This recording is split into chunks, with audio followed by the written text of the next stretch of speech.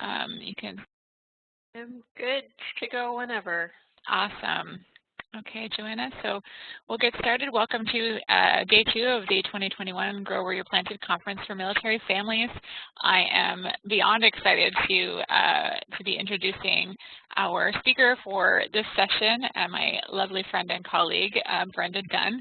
I'm sitting here with her bio open, but before I get to the official stuff that she says about herself, Brenda is so passionate about the projects that she takes on and has certainly shown us her breadth of knowledge and exuberant excitement about the things that she takes on, and I love hearing her speak of her journey in being an author, as a military spouse, and all of the things that come with getting to know Brenda. So she's definitely a woman of many hats, and also a trained physiotherapist, an author, a former Canadian Armed Forces military member herself, and a military spouse of over 20 years, and a mom of 3 young, amazing adults, and an active volunteer in her community as well. So of course, Brenda works with us here at MFS US as an MFS coordinator in Washington, D.C., and she has published 3 novels. Y'all, this is amazing. What I can say about Brenda is that her authenticity and genuine care for the people she supports goes in her work and in her personal life, just come through both her words and her on paper and in person. So Brenda, we're thrilled to have you here today sharing your information and knowledge with us about sort of building a dream. So welcome. Thank you. Thank you very much. So we'll bring up. So we're all good. Well, thank you, Michelle, for the introduction, for reading that bio, which does sound so much more impressive when somebody else reads it. You know, I just do what I like to do. So it's good to be here today to talk about writing and real life and silencing your inner editor. I'll talk about what an inner editor is later on, but it was a privilege to be able to participate in this conference I attended last year, and was really impressed by the hard work that Michelle and Joanna and everyone put into. So I'm really glad to be presenting today. So when Michelle asked me if I would talk about my novel writing experience during one of our kind of pre-conference powwows, I'll admit it was a bit daunting. I still have trouble thinking about myself as an author. I have a little bit of difficulty considering myself an authority on writing, and I know I have 3 books, but it's one of those things, I forget the word that you use, but you know, I basically feel inauthentic sometimes when I'm talking. And so I want to talk a little bit about this, but also, you know, I am happy anytime to talk about my novel writing and my experiences. One of the things that was also daunting was how to make my story interesting and how I could use my journey to help other people, and you know, and to make it broad too, because not everybody wants to write a novel. Somebody may have some other goal that they're working on. So what I've come up with is a bit of a mishmash of things. I'll be referencing a few of my favorite authors, which may include Brene Brown right now, as we've heard a lot of Brene Brown quotes lately, and actually none of mine have been used already, so you will see some of them. A couple of my other favorite authors, C.S. Lewis, Stephen King. I'm not really a huge Stephen King fan, but I really love his book on writing. It's kind of one of my writing guru go-tos. But I really hope to work with you to find out a little bit more about what you're looking to get out of it first. So talking about a little bit of what your goals are, what your novel-sized goals are, to challenge you a bit to speak your truth. So And I want you to know that that's why I got you to get the pen and paper for those of you that were joining late. Because you don't have to, but I'll probably ask you to write in your in the chat box or even on the screen if you want to use the text tools, because there's a few spaces there. But just to share, and I'll explain why as we go through. But I also want you to have fun in the process, and feel free to interrupt me and notice anything in the chat, or sorry, put anything in the chat. I'll try to keep an eye on it as well. But I'm looking right now. So yes, I do love my Brenda, Michelle, and Bonna, I know you love Brenda too. So I'll also be asking to use the hands up tools occasionally as well. So I think everybody here knows how to do that. I think you've all been at one of the sessions before. So, and if you haven't, it's just a little hand mark by your names in the participant on the right-hand side there. So as everyone's journey, everyone's personal goals and stopping points are unique, there's not going to be any judgment, but I'll be referring to my own experiences, and they're my own, and they're going to be totally different than yours. And so don't feel that what I do or how I did it is necessarily the way to do it, whether it's writing a book or forming a goal. But I do want to mention that we are recording, so if you don't feel comfortable sharing, feel free to write it down, because one of the things that I'm going to talk a lot about is the fact that actually putting things on paper is really important when it comes to goal setting or moving forward in your writing or goal journey. So hopefully we'll have some fun and learn a bit about ourselves in the process and share a little bit as well. So any questions before we get started? No? Feel free to put them in the chat as we go. So what's your book? I'm going to start right now using the hands up tool. How many people in the group, there's a few of you there, have actually said, I'm going to write a book someday, or I should write a book someday, or even I would like to write this down and keep it for later. So I see a few hands. Yeah. So of those people, I'd like you to keep your hands up, actually, if you actually meant it or have started to write something. Has anybody there started to write something down? So there's a few of you. So I'm a firm believer in the fact that there's a grain of truth in everything we say out loud, and that's why it's important to, to actually do that, to say it out loud. Say, hey, I'm writing this out on paper or on a screen, and even when we say I'm just kidding or I didn't really mean that or whatever, I think somewhere in there is a little kernel of truth that maybe we actually would like to do that. And so saying it out loud, putting your hand up on a screen is just the start. Are any of you actually published authors or querying, or has anybody actually finished a novel? Okay. And the reason I ask that is just because you may have some other little kernels of knowledge that I don't have. As I said, I've published 3, but I don't necessarily think of myself as an expert on the fact.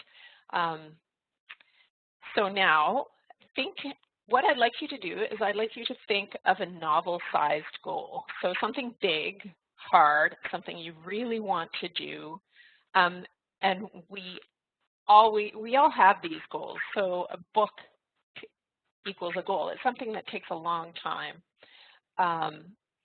Yeah, Joanna, I think everybody can write a book, and I want you to think of whatever your goal is like that book. So what's your book? Now, I'd like you, if you feel comfortable doing that, to just share that in the chat if you have something you're thinking of, something that you know, really have thought that you'd like to do, but for some reason it's held you back.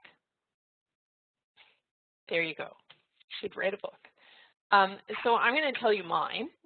I have a couple of goals right now that I'm working towards. One of them is a publishing contract with a traditional publisher for one of the books that I've finished writing. The other is a cottage business. I really would like to have a cottage business on PEI. So for those of you who know me personally, we currently have a cottage on PEI, and I just would love to have a small business. Hooray, PEI, yes, that's true. So has everybody got their goal?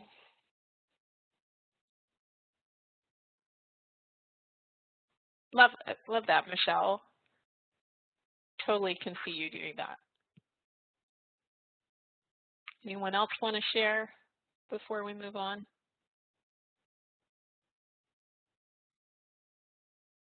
There you go.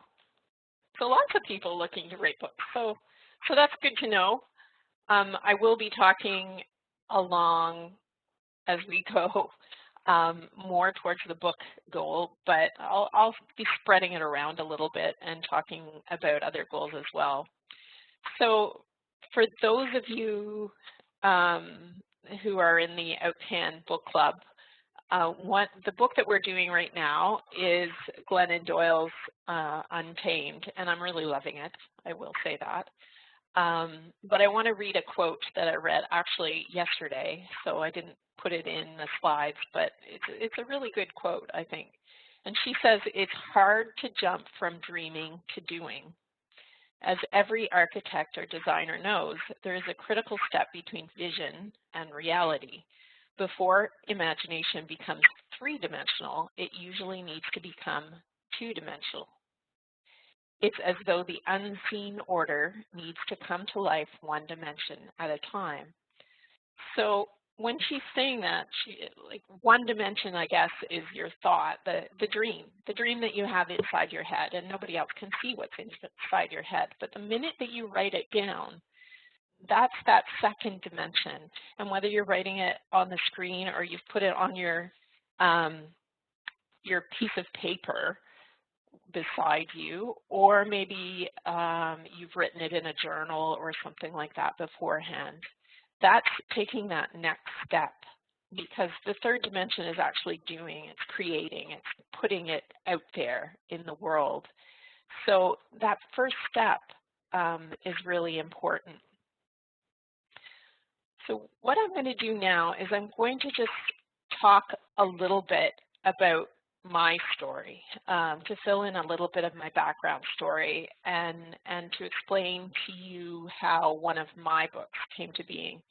And if you can see, these are my lovely book babies, all three of them on a shelf, looking very, very cool with my name on them. But, you know, that in itself is pretty cool. Book babies, yes.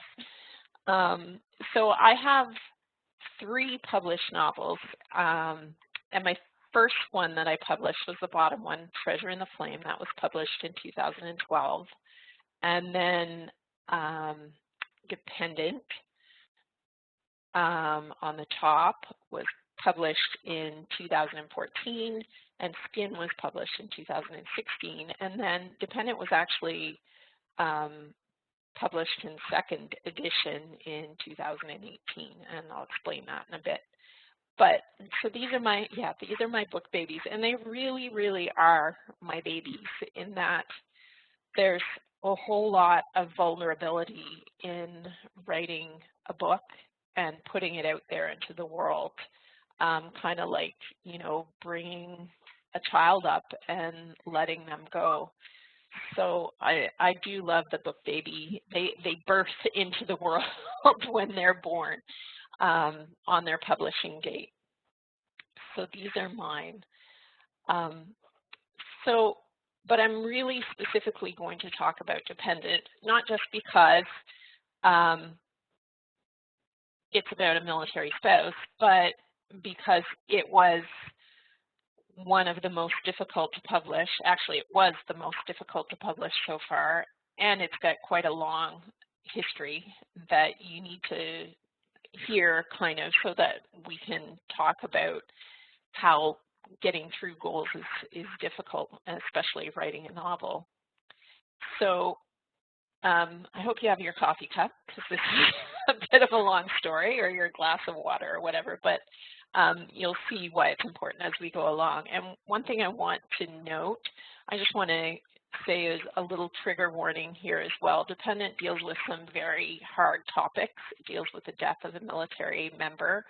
It deals with sexual assault and harassment / stalking.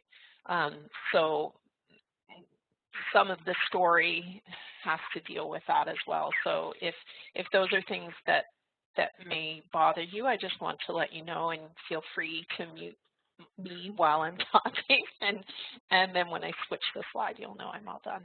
So so dependent. Way back, and I'm going to be very vulnerable here, using my Brenda Brown terms, because I think it's really important. So that you can see what I went through. So way back in 2002, 2004, we just returned from our first outcan. We were in North Carolina for 2 years, and while we were outcan, I'd had my third child. So we had 3 kids aged 3 and under. And my husband has flown search and rescue most of his flying career anyway, and we were very familiar, and well, we were in Greenwood at 413 when in 1998 one of Tom's colleagues was killed in French Guiana they were on a crew bus on the way, I think they were on the way back to the airport on a trainer. And one of our really good friends was actually holding this fellow when he died, and that affected me quite a lot, just mentally. I was pregnant at the time. And then while we were at outcan, 9/11 happened, so lots of things, lots of mental strife there. And because we were outcan, I lost my physiotherapy license because I'd been inactive for too long, having babies, nursing, not working, that sort of thing, and being out of the country. So we were building, we also had, sorry, to go back a little bit, the 413, the Labrador crash that happened while I was pregnant with our first, and we lost friends and colleagues to that. So moving forward, back in Greenwood in 2002, 2004, we're building a house. We did a self-move because it was too late to get a paid-for move from a PMQ. I was the chairperson of the MFRC board of directors there. I was really busy, but doing unpaid work, and I'm super super passionate about working for military families. So it was rewarding, but I wasn't getting paid, and I was struggling. I will say that I was struggling, was worried, lots going on. And I'd had lots of conversations with a friend and colleague at the MFRC at the time about military families, specifically female spouses. And one night, I think Tom was away flying. It's a hard day. And I was sitting at the desk, and you know how things go through your head. And like every spouse, it hit me, you know, what would I feel like if Tom were in that accident? What would I feel like if I got that knock on the door? And it's not something any of us want to feel. We're superstitious, like you don't want to think about that sort of thing. Brene Brown talks a lot about, you know, the stealing joy, and sometimes we put these things in, or these things come in our head, and it makes life much more difficult for us. But when all these thoughts were swirling through my head, I started writing because I just felt like I needed to get it down, how I felt, how that would happen in my mind. And I wrote about 40 pages then. And it was pretty heartfelt writing. It was a lot of emotional catharsis, I guess. And I showed it to my friend a few days later, a few weeks later, and she was like, Brenda, you have to keep writing this. This is, you know, this means something. This is important. You need to keep writing this. And I thought, yeah, sure. But then we got posted, and we were literally unpacking from this move when the Cormorant crash happened, and we lost more friends. And we had, like, our babysitter's father was one of the people that was killed.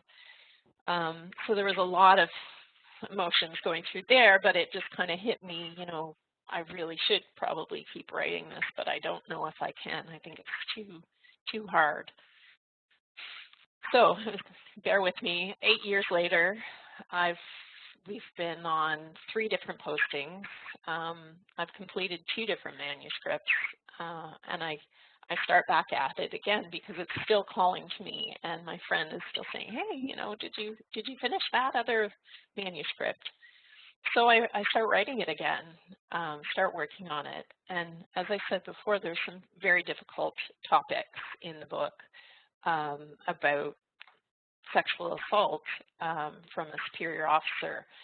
And I've written all these things. I'm literally almost finished. I think I had, you know, like, I don't know, maybe 5,000 words left, maybe a chapter. And I'd almost finished writing this when my husband's boss, Mr. Russell Williams, was brought in handcuffs for killing and raping multiple people. So, I mean, it gives me goosebumps now just thinking about this and when it happened, but I'd literally just written about this happening, and there it was happening in real life. And I think that was kind of the final thing that really pushed me to say, okay, I really need to finish this story because, you know, I don't, whether it's the universe, call it what you may, this book was calling to me. And so we moved again during me trying to finish this. I was working crazy hours in 2 different locations. We had a hobby farm, which is a part-time job in itself. But I finished it, and when it was done, I knew that I couldn't push this book until my husband had read it. And so I asked him to read it, and he read it, and he was very upset by it. And it was hard for me to watch him read it and be very upset. Upset as in, you know, it brought tears to his eyes kind of thing. But I also knew that his boss should read it. So I had my husband. I know it's a long story. I had my husband ask his boss if he would read it, who was very angry, not angry at the book, but angry that he realized things like this could happen. So I submitted it to my literary agent, and not even a month later, I had a contract for this book for a traditional publisher. I'd like to say that that was where it all ended happy, but it didn't. My launch fell right in the middle of another move to Comox, and then the publishing company right after the launch folded. And I had to fight to get the rights back to my own book. I had to pay to get cover expenses, cover art done, and formatting to publish it again. And finally, 6 moves and 13 years later, this cover, this beautiful cover, and the Fortunate Frog Fiction Edition, which is my own small personal press, This edition was released in 2018. So all that to say, there were a lot of roadblocks for this one book. One book. And any one of those roadblocks could have stopped it right there. There were the physical, actual moves and things like that, the financial, having to pay to get my own cover art done, time. I mean, writing a book is very time dependent. But I think the biggest is the emotional toll of, every time something would happen, I'd be like, oh no, I can't write that. Or maybe I should write that. But really through it all, the two things that kept me going were my own personal belief, whether you call it an inner calling, call it a personal drive, that this really needed to be published. But it was also the confidence of my support people. My husband, when he read the book, he was like floored. And then my friend, who had been encouraging me all along to publish this book, I was there for myself, sometimes barely, but still I was there. And even, my kids were there encouraging along the way. They were little and, I didn't even let them read this book, but they knew it was important to me. So, long story. Thank you guys for your comments in the chat. But yeah, so one book can take a long time to publish. So, like I said, all of that say, books, they don't just fall from the sky. Novels take a lot of work. They don't just happen. They don't just get published. And I certainly did not find it easy to write this one book, let alone any of the others. And like I said, I have 2 more. I have 4 manuscripts that are in various stages. They're completed, but in various stages of being submitted to publishers and that sort of thing. So there were so many people, though, that helped along the way to push me, those helpers. And all of these manuscripts, whether they were this one, which took 13 years, or whether they were my first novel, which actually I wrote the first draft in a month, and I'll talk about that a little bit later. But they all required a lot of grit and support. And if you've got a novel size goal, I'm here to say you can't do it alone. You really do need help, and you need someone kind of to help support you throughout it. But you can do it. Dependent is out there. So, and 13 years is a long time to get a book from, first words to out there.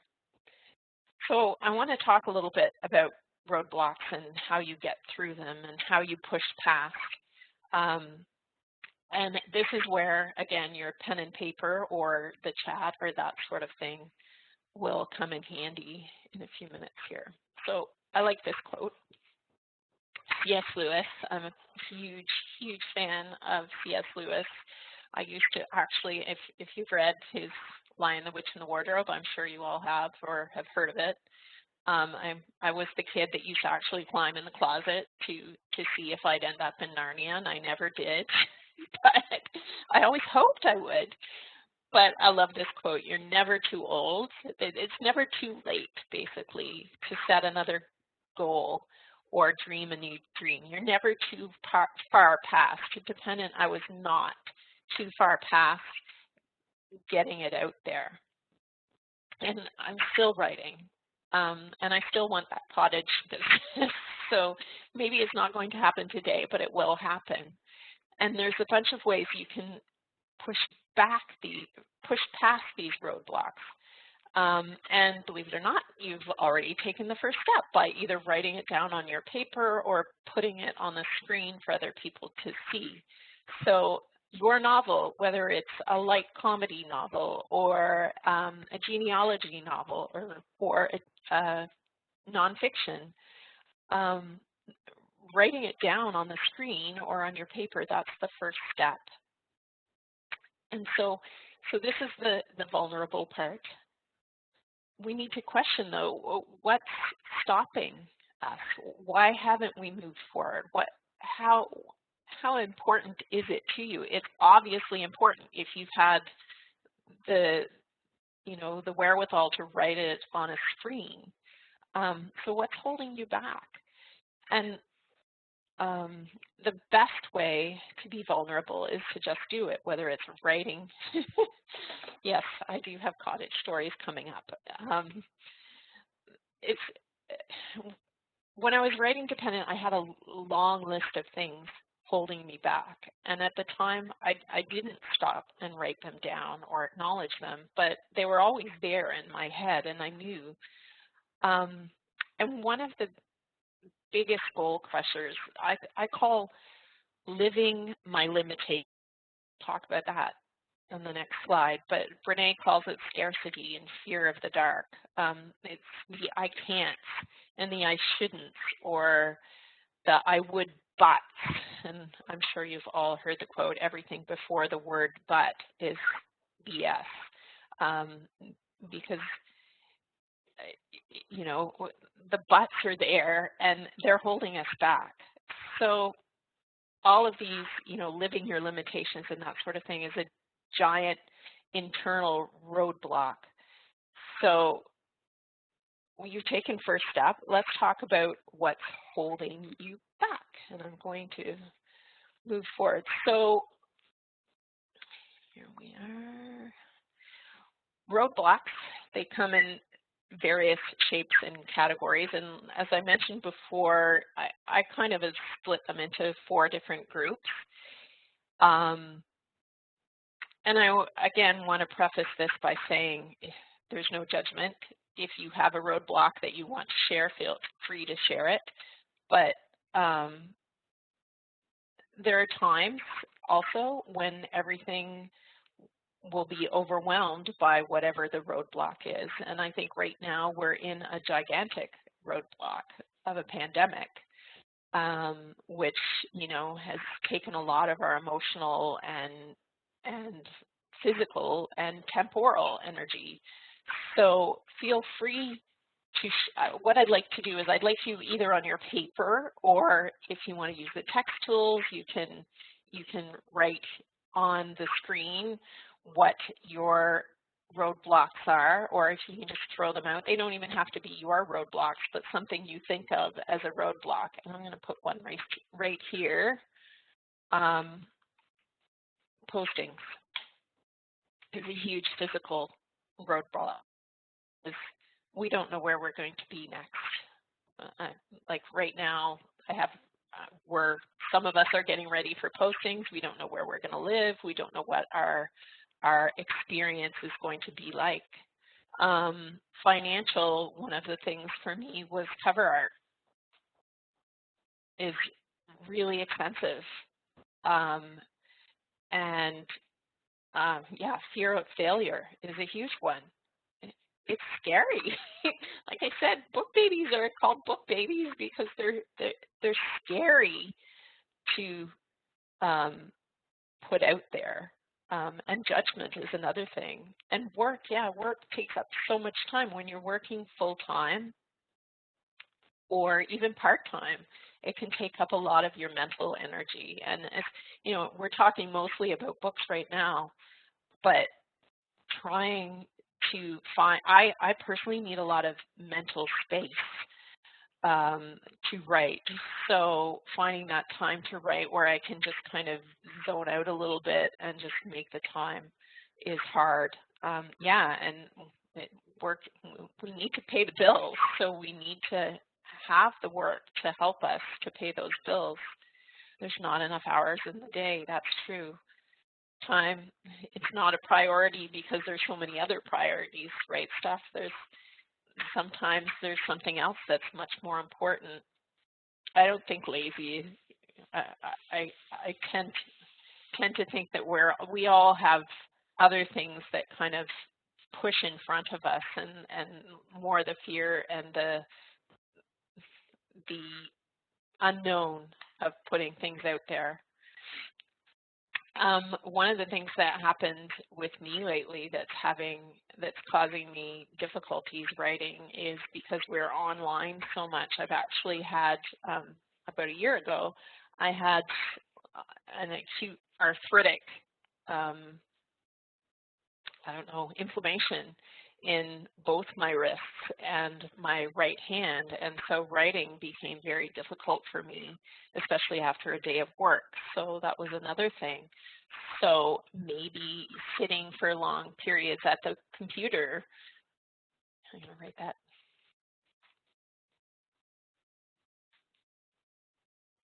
is another one that, that's spelling error, but you get the idea. So one thing that I want to say, though, is I made the emotional sticky note the biggest, because really all of these other things, they all have an emotional component to them, don't they? Something is holding you back. With me, the emotional thing is, I'm not an author. This isn't my story. What if I make a fool of myself? What if it's not good enough?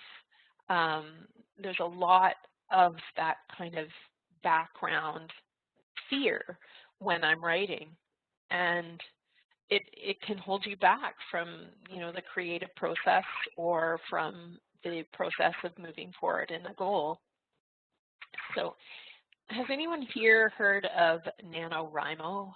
Do you know what I mean by, or some people call it NaNoWriMo? I've heard it. Anyone? No? So NaNoWriMo is short for National Novel Writing Month.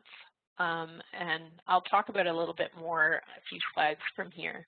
But basically, it's writing a 50,000 word novel in 30 days, and it's held in November every year. Yeah, National Novel Writing Month.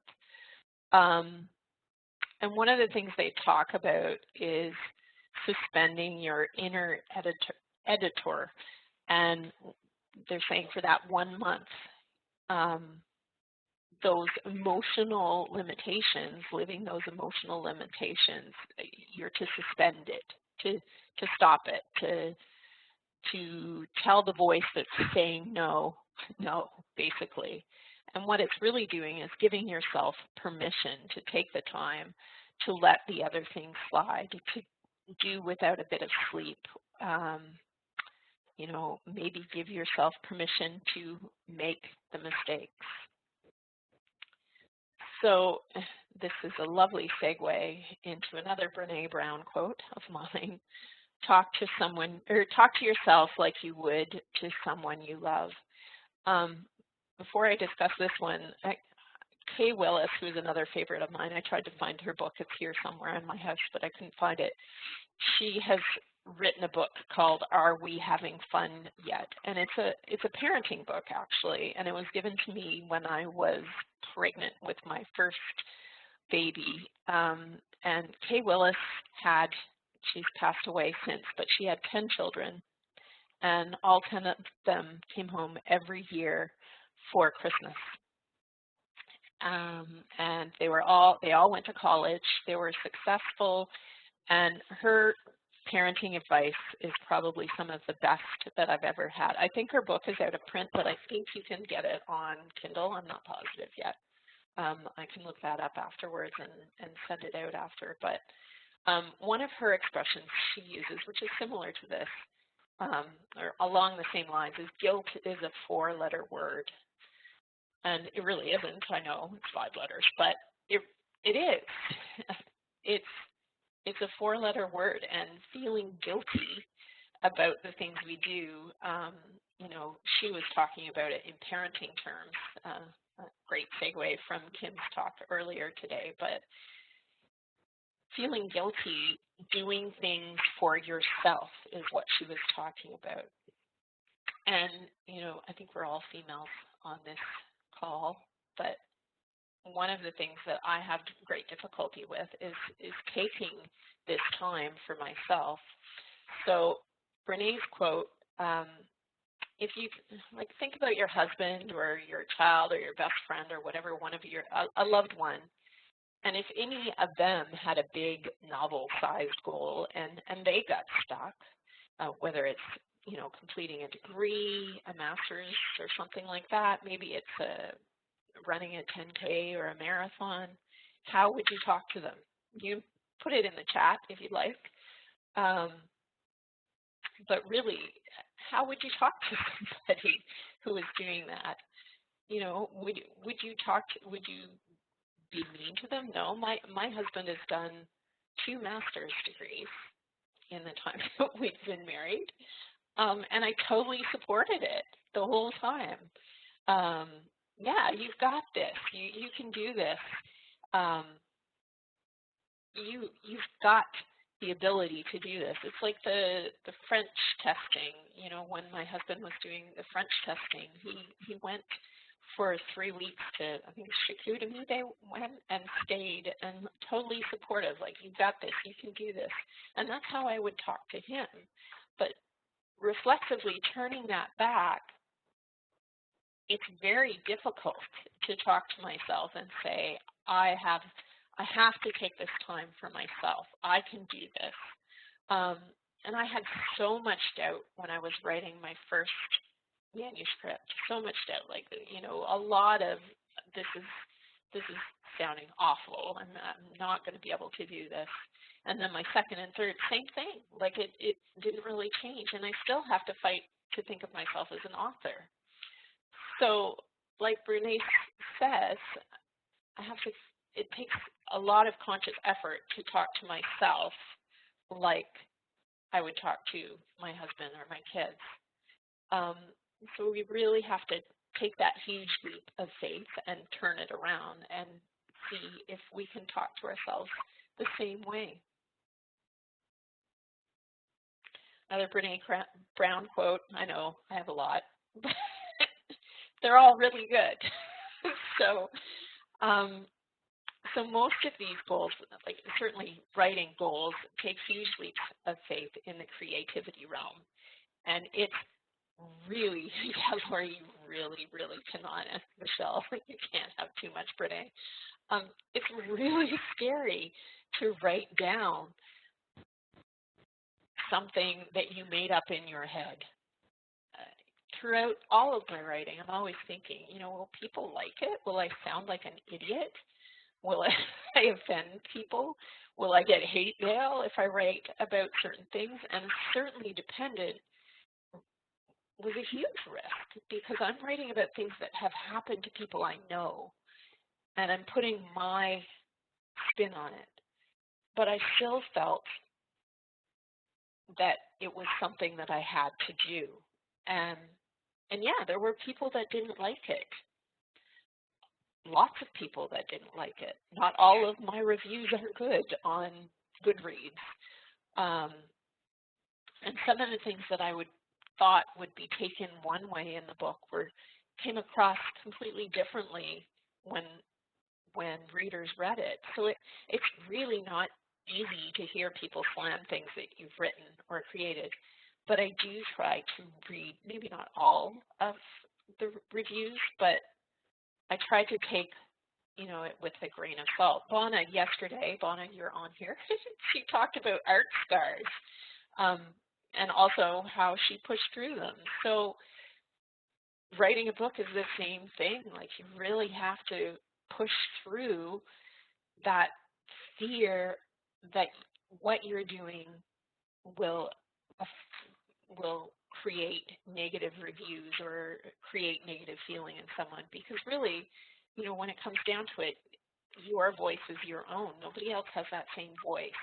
So writing how you write, no one else can do it. And yes, there are going to be people that don't like it. And if you publish it, you're putting yourself out there. Brene calls it vulnerability, being vulnerable. Glennon Doyle calls it the ache. It's like that hard place we have to get through to get to the goal, whatever it is. We have to put our heart on the line, knowing that it could be taken the wrong way or people might not like it. So let's think about, let's take another tack. Let's think about why you're doing what you're doing, whether it's writing a book or doing another goal that you've written down. Way back when I started writing Dependent, I was actually taking a creative writing class. And one of the things that happened one day, we were sitting around our little conference table in Brighton, Ontario. And one of the things that stuck with me from that class, and it's actually the only thing, was a question that the instructor asked of us. She asked, who are you writing for?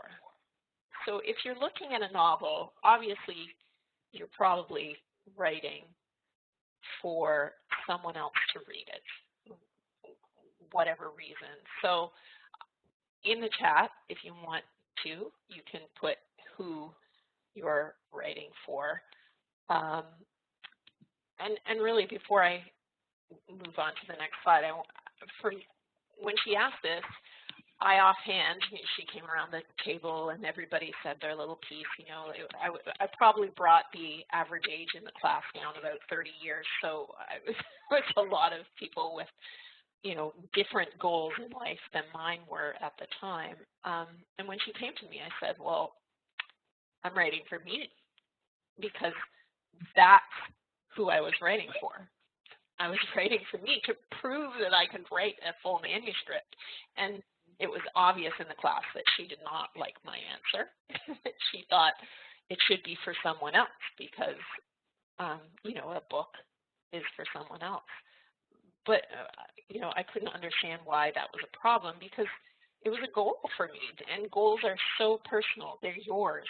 I can't tell you what or why you're doing them for. They're yours and they're not wrong.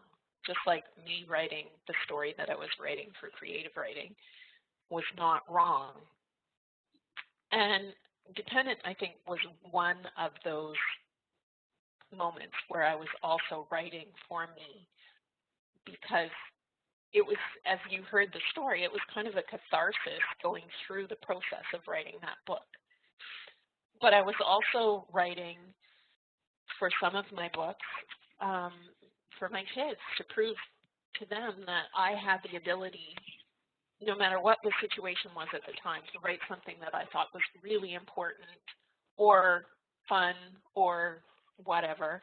And I was writing for them. So it all kind of comes back to the connection of doing a goal and the fact that there's always someone else to draw inspiration from, someone that can help you. So your goal, I'm just reading through some of the chat. Finding comfort for yourself. So who or what? And it doesn't have to be a who. It can be a what. What's your motivation?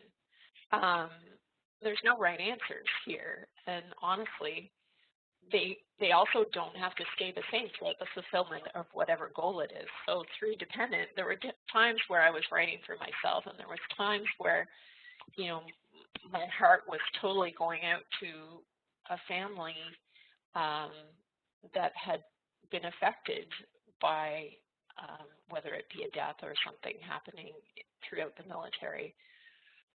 There were other times where my first book, I was writing for my Aunt Marg, who had passed away in 2002, but she was just a creative at heart. She was I don't know, she was magical in some ways.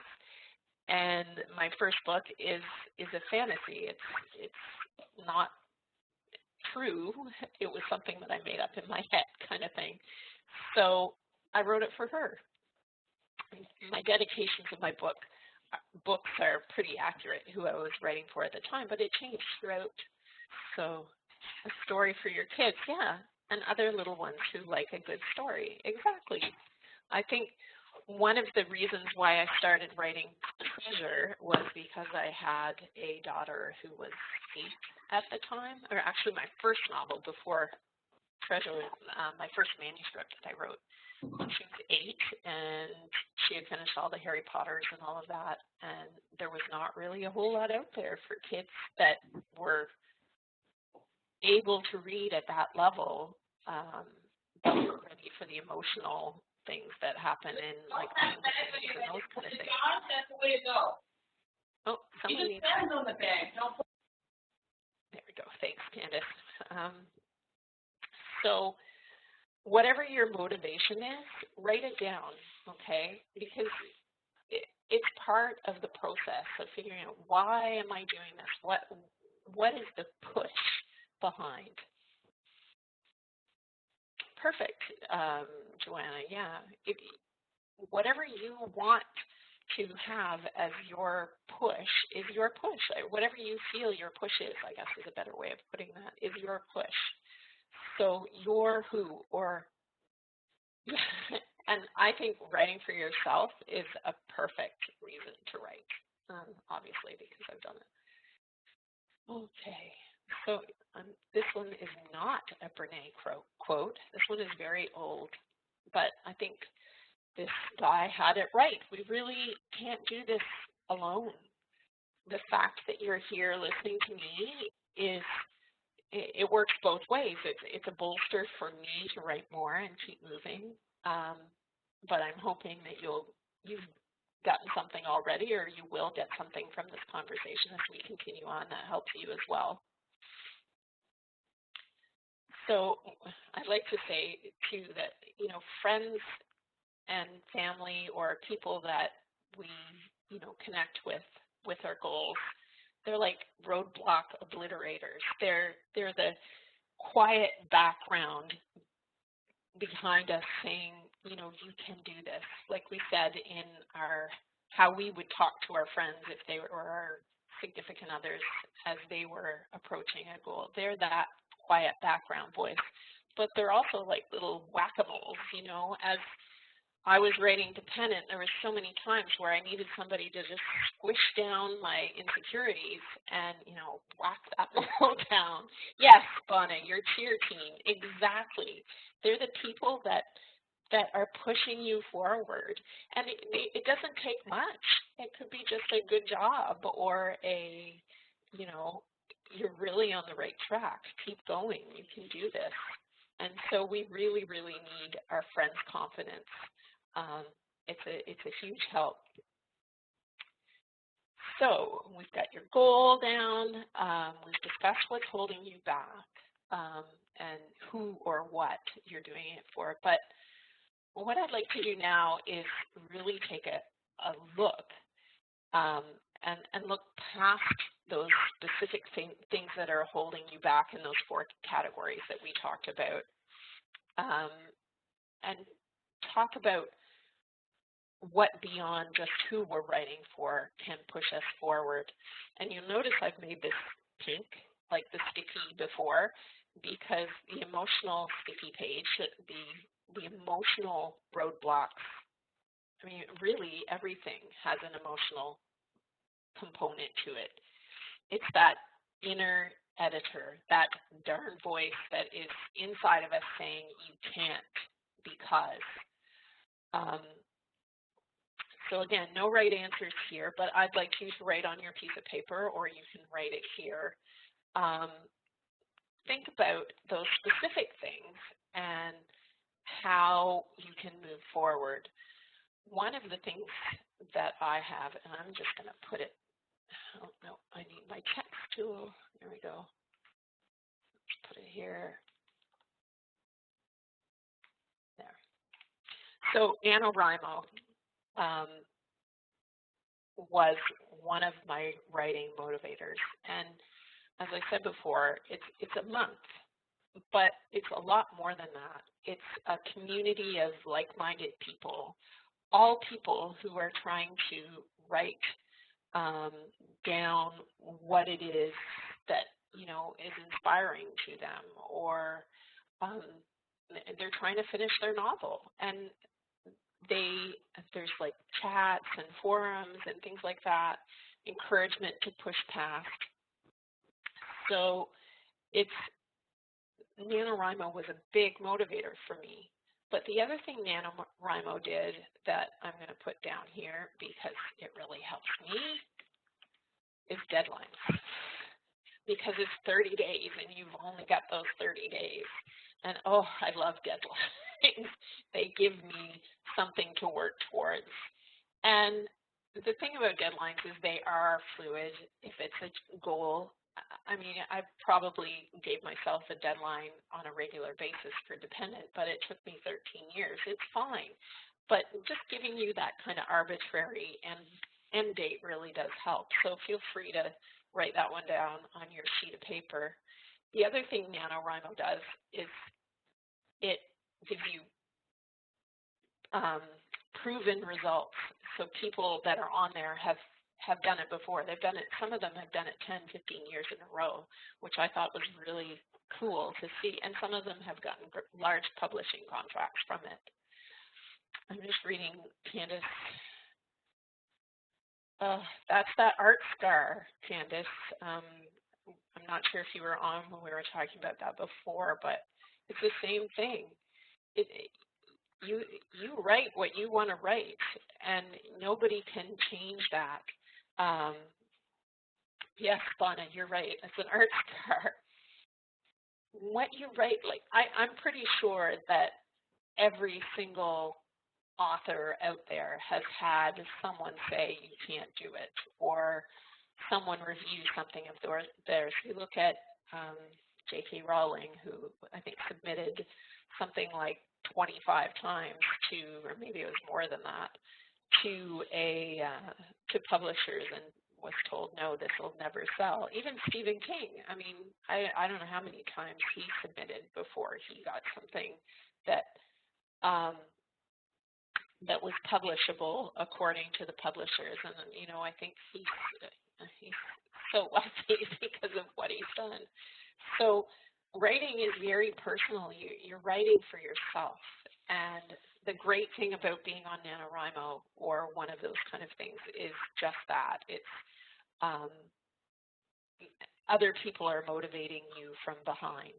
And, you know, just like today, you saying that's so brave to say that. And as you see, Candace has already come back and said, or sorry, Bonna has already come back and said, you know, that's a marks card. Like, that's difficult to get through, but I think you should still write.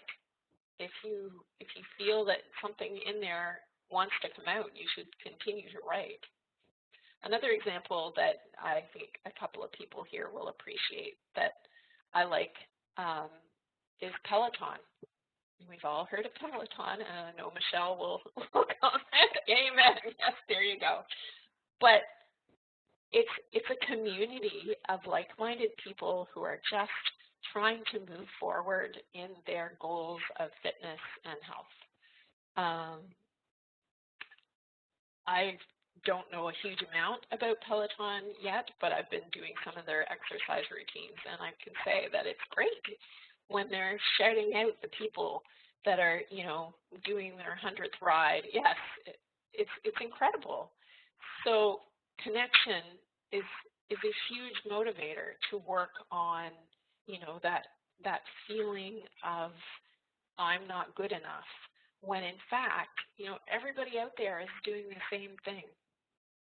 They're all trying to push forward, and none of them know how to do it right. Glennon Doyle, in her book, she talks about the truest and most beautiful, and I really love this. If we can look forward and see, and look within ourselves and see what we feel our end goal is, then it will help to motivate us to move forward. I'm just reading, yeah. There's so many different things out there that can help. And I want to reread, too, what I read at the beginning about the architect and the two-dimensional. I think writing it down is super important to shift your dream from a two-dimensional plan to a three-dimensional reality. And She says it's as though the unseen order needs to come to life one dimension at a time. And really, every step is it's one step further to your goal. Move forward. So, like I mentioned before, one of the things I like to talk about in NaNoWriMo is the fact that you need to do it every day to write those 50,000 words in 30 days. Like, you really do need to work at that goal every day. And Stephen King, in his On Writing, talks about it as well. He says, if you want to be a writer, you must do two things above all others: read a lot and write a lot. There's no way around these two things that I'm aware of, no shortcut. And I think he's right. And I want to say, I'll admit, lately it's been hard for me to do either. Like Michelle McIsaac said yesterday, I've been kind of stuck in freeze with the pandemic. It has been really hard for me to focus on what I'm writing. And reading is the same. The only books I've read are the self-help, the Brenes and the Glennons, that I can kind of take a little tidbit at a time. And fantasy books, or even romance novels, I will admit. I've read some romance novels, but that's because they're not the romance novels, they're not real. And right now I feel reality is taken best in small quantities or not even at all, because there's so much real out there right now that it's hard to deal with it. But that's okay too.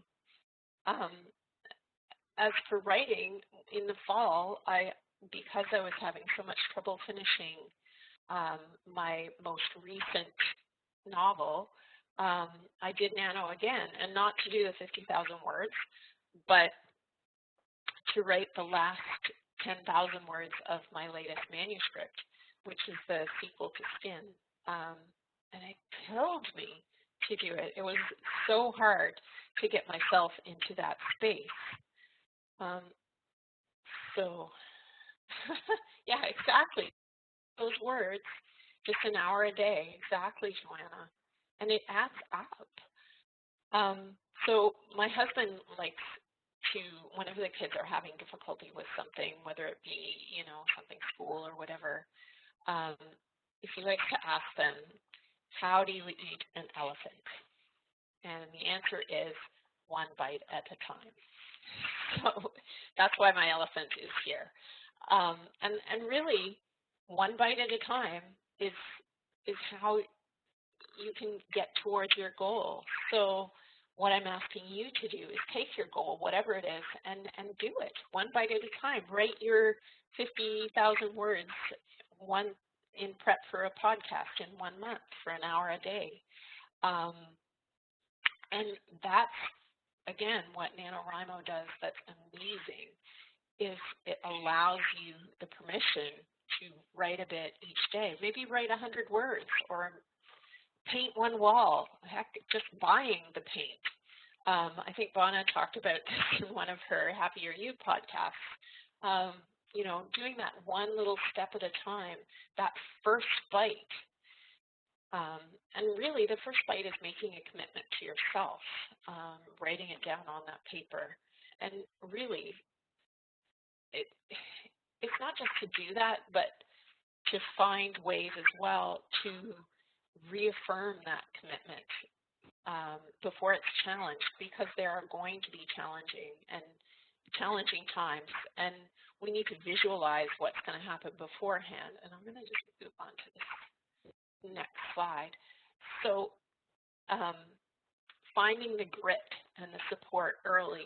You know that those challenges, we are going to get posted if you're a military spouse. We are going to have days where there's too much work to do, and finding that whatever it is that's going to motivate you. And it's a very personal thing. I mean, I can talk about the things, like I said, that helped me, talking to my friends, using NaNoWriMo as a tool to work forward whenever I'm stuck. Sometimes not writing. Sometimes I need to take a step back and just read or think. even just this presentation took a lot. I saw the limitations beforehand. I'm not, I was thinking I'm not really an author. Why would people want to hear me speak about it? But then that little bit of a time, I started formulating how and what I would talk about it. And I took that one bite at a time and listened to those one bites. I'm just reading Candace. Writing fanfics, those are awesome. I love those. Go pro and make this. That's awesome, Candace. Yeah. Yeah, we do tend to create our own limitations. I'm going to move forward. What slide are we on? Okay.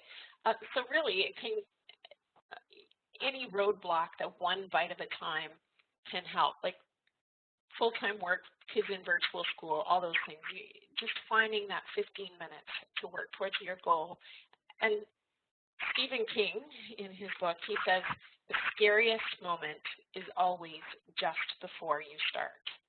And it really, really is. It's that right before you start. It's sitting down. With me, just this week, I reorganized my office a little bit because it's like cleaning your house, Candace. It's finding all those different things, but really you just got to do it. You got to sit down and you got to do that start. And as someone who's fought through years of challenges to publish just one book, the starting moment can change too. It can be right before you start back. If I put that book down because we were posted or because another book was calling to me or something, picking it up again is that starting moment. It's scary, but you're here and you're ready. So what would you do next? Does anyone want to share? Yeah, start before you're ready. Exactly. So does anyone have anything that they think that they might be able to do to move forward? Anyone have a share point? Like Candace is writing fanfics, like Joanna's writing her podcast, those kind of things.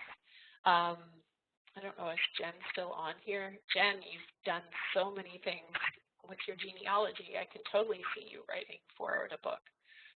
Yeah, setting goals.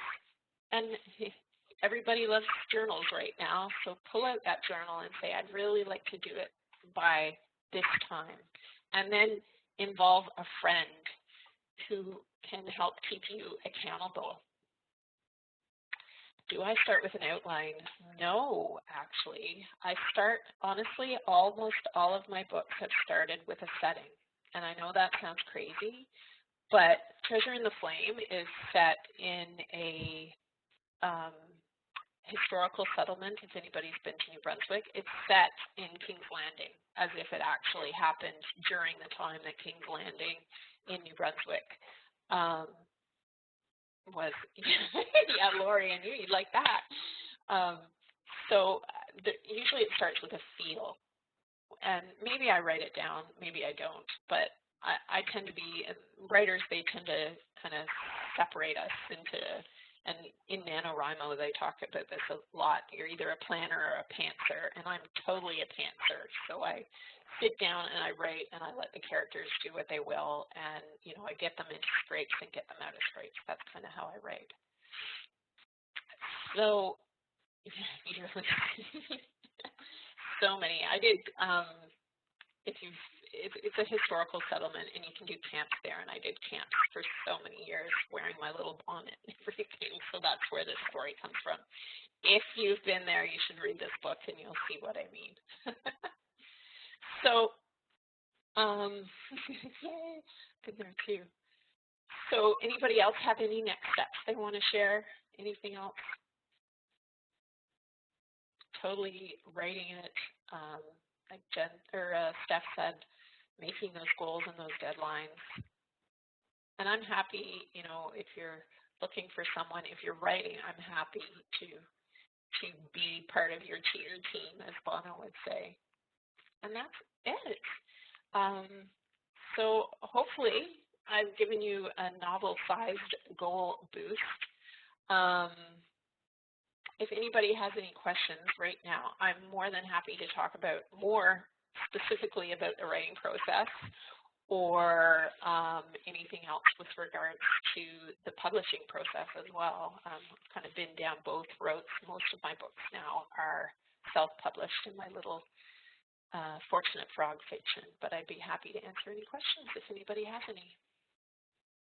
Well, Brenda, I just wanted to say thank you so much for sharing so much of yourself with us, because I feel like I knew a little bit about some of this journey, but now I feel like I have a little bit of a better picture of the where and the how and the when and the why and the guts of where you came to be as an author, but also just as a human, because I think when you experience so much stuff, as we all do, it develops who we are. And I think your process of becoming an author and, obviously as a military family advocate and supporter shines through not only your writing, but in your stories of how you started writing. So thank you for sharing that with us. Thank you. And yeah, go ahead. I think, Bona, do you have a question? Can you hear me now? We can. Okay, sorry. I was so worried about not being muted. I have a question because when I chose podcast, it's because I'm a talker, not a writer. But what I'm finding, like Joanna was saying, is there's a lot of writing in prepping for the podcast. And so I'm wondering about going down this. And my question for you is, do you recommend taking classes? Like you mentioned that creative writing class. Is there anything that you would recommend for somebody who does not identify with being a writer? Yeah, totally. When I was getting started, I mean, I've been writing. I think I started like really writing, heartfelt, angsty poetry and short stories in school. But I think the thing about a creative writing class is, like anything, it just forces you to push through those fears, because you have a deadline, and you have something that you have to put there. And I know I made it sound really bad that this lady did not want me to have myself as a motivator, but it was a really good class in that it was good to see how other people wrote. And I mean, I don't like to compare, but sometimes it's good to see, other people are with you in your struggle, that not everything is perfect right at the beginning.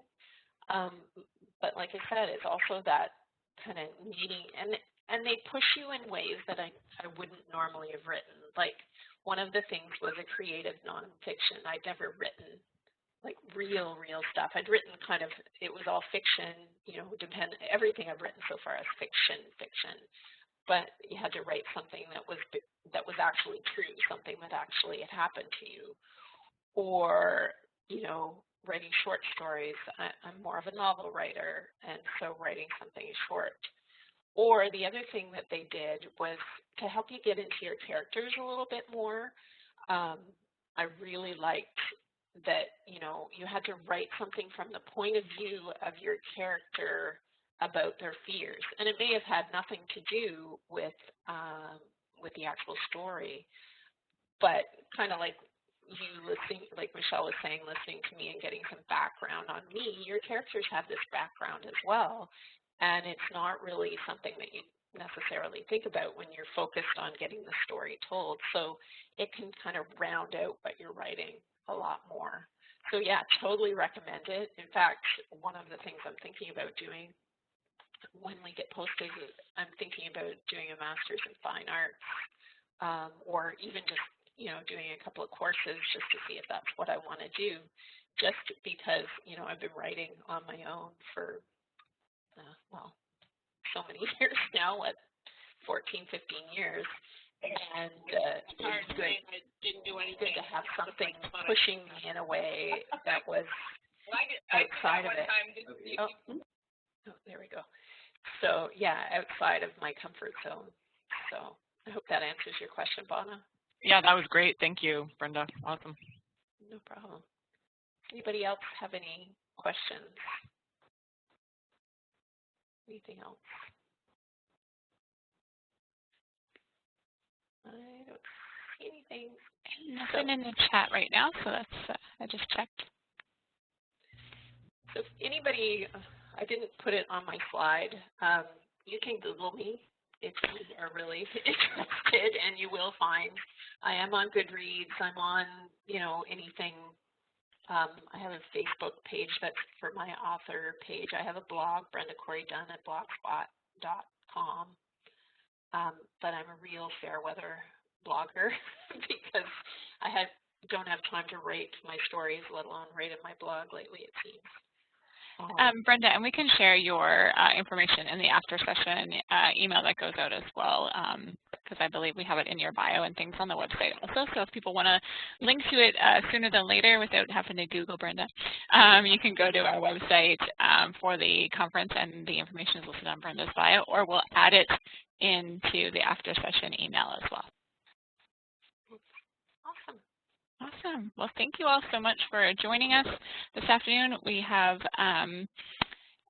Kirk. Kirk Sullivan. Sorry, it's been a long day, y'all. We have Kirk Sullivan coming up shortly, and I just totally flubbed there. But so he'll be with us in about 45 minutes. And Brenda, thank you again so much. I feel like I learned a lot about you, but also a little bit about my goals by listening to you today. So thank you for sharing that. Thank you for having me. Thank you so much. And so if you are joining us after and you need